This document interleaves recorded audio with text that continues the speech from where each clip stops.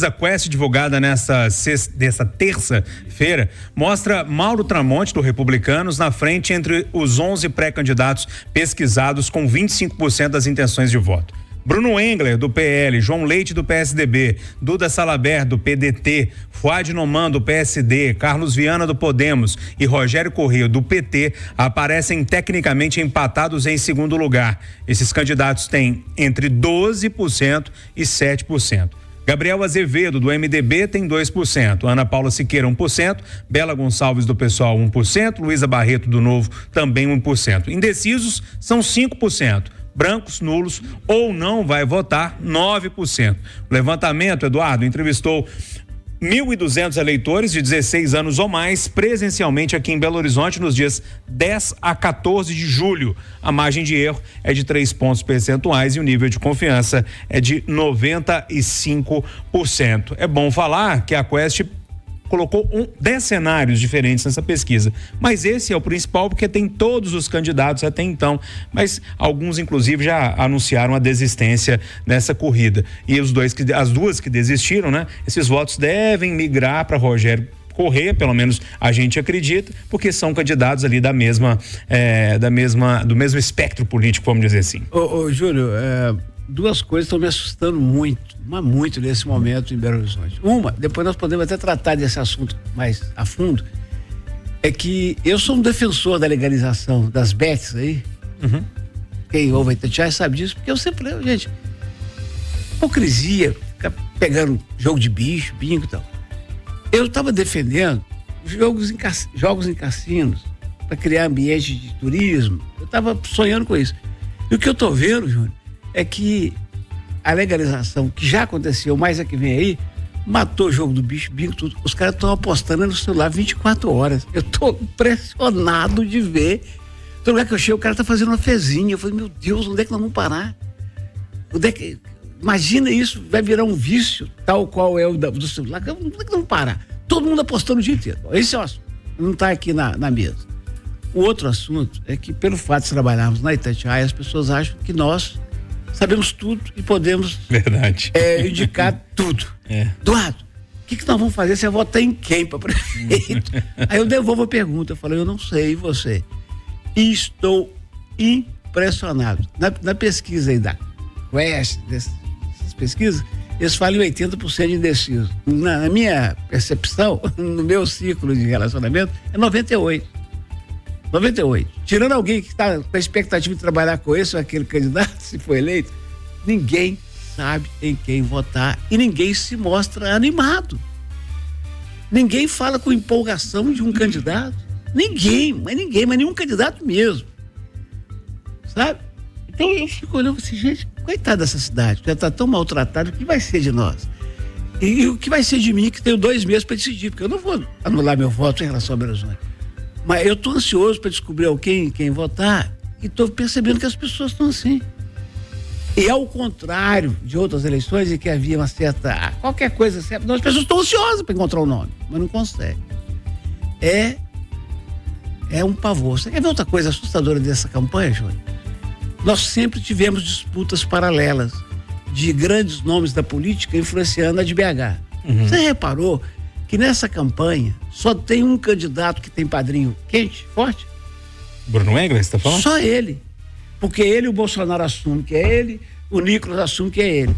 Mas pensa nos outros. Por exemplo, pensa como o Brasil divide entre Bolsonaro e Lula, pensa no Lula. O Lula já veio aqui umas 5 vezes por causa da eleição, mas nunca disse com quem tá.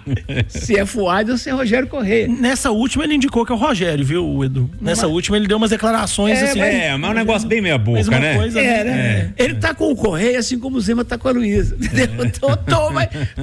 Tô. Então, pra resumir, a próxima que os outros têm que falar. Eu tô assustado, Júnior. Eduardo, mas sabe o que me chamou a atenção, e já passando a bola aqui pro William, nessa pesquisa, nesse primeiro cenário, ele que coloca todo mundo, e eu repito, tem algumas pessoas que já anunciaram a desistência, Foi o caso da Bela e quem mais? Ana Paula Siqueira. Ana Paula Siqueira. Inclusive indicaram um apoio ali ao Rogério Corrêa. Tirando essas duas, os outros ainda, pelo menos até agora, estão na disputa. Mas eu olho aqui para uns indecisos, são 5%. Branco, nulo ou não vai votar, 9%. Então, ao todo, 14% de pessoas indecisas. Eu achei pouco demais. Porque nesse momento da eleição, é o que o Eduardo falou, que a gente conversa com as pessoas, sei lá, 80%, 90% das pessoas ainda não sabem em quem votar. Eu acho que a gente ainda está no balão de ensaio, né? O Mauro Tramonte aparecendo é normal, apresentador de TV, né? Tem 2 como mandato, não é isso, de deputado? Sim. No primeiro teve 500 e poucos mil votos, no outro já 100 e poucos mil, houve uma queda significativa, mas ele aparece no jogo porque ele tem muita visibilidade. Recall, o grande, né? O recall que eles falam, sim, né? E qual é o problema, por exemplo, da Bela, da Luísa Barreto, da Ana Paula, do Gabriel? É justamente a visibilidade. Então, assim, o que ganha campanha é rua, é tempo de TV, tempo de rádio, e esse jogo ainda vai virar. Agora, quando eu vejo o Fuad empatado com a Duda, com o Carlos Viana, com o Rogério Corrêa, aí eu falo assim, bom, se o prefeito que tá com a máquina na mão tá embolado ali, aí eu acho que vale uma reflexão do marketing do prefeito, porque assim, é a avaliação dele que tá ali. Por mais que você tenha o Mauro Tramonte como uma grande visibilidade em função da TV, você tem o prefeito, ou só nós estamos enxergando o trabalho que ele fez nesse período de 2 anos. Então acho que isso vale uma reflexão para ele, e vamos lá, tem muita água para passar debaixo dessa ponte ainda. Ô Marcelo, tá muito no início, né? O que mostra, e eu acho que eu preciso frisar isso, é um recall de nome mesmo, né? Quem as pessoas conhecem nesse momento, mas a tendência é que o negócio se embole, ou também pode ser que algum candidato se desgarre mais, mas ainda tá muito cedo pra gente falar disso, não tá? Então, não? Mas falta só 3 meses, né? Mas será? Faltando menos de 3 meses pra eleição. Mas a minha pergunta é a seguinte: o cara que teve de acordar 4 horas da manhã lá em Ribeirão das Neves e vai estar trabalhando, sei lá na Savassi, numa obra na Savassi, você acha mesmo que ele tá preocupado agora com a eleição, ou ele tá preocupado em ganhar o dinheiro dele e levar salário pra casa? Provavelmente tá preocupado em ganhar o dinheiro dele. Entende o que eu tô querendo dizer? Talvez esse seja o problema. É muita nossa bolha, Marcelo. Talvez é o problema, porque a gente vai deixar para escolher muito em cima da hora, e talvez a gente não vai conhecer exatamente quem são, né, os candidatos, quem são os nomes que estão colocados para assumir o comando da nossa cidade. E eu vejo o cenário em Belo Horizonte como um cenário quase inédito, porque o que a gente está tendo agora são 6 ou 7, pelo menos até agora, nomes colocados que tem muita chance de ir pro segundo turno, e qualquer um deles pode ganhar.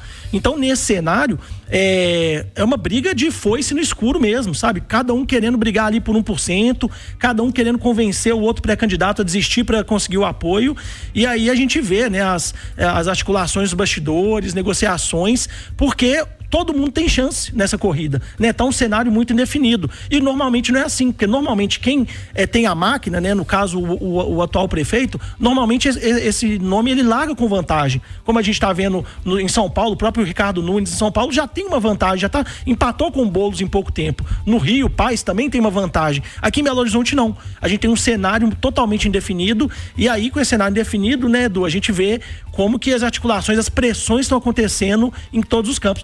Na esquerda mesmo, tá tendo um jogo muito duro aí para conseguir fazer alguns desistirem. Marcelo, faz favor, conta aqui pros ouvintes da Itatiaia que você falou comigo outro dia, que é uma coisa engraçada.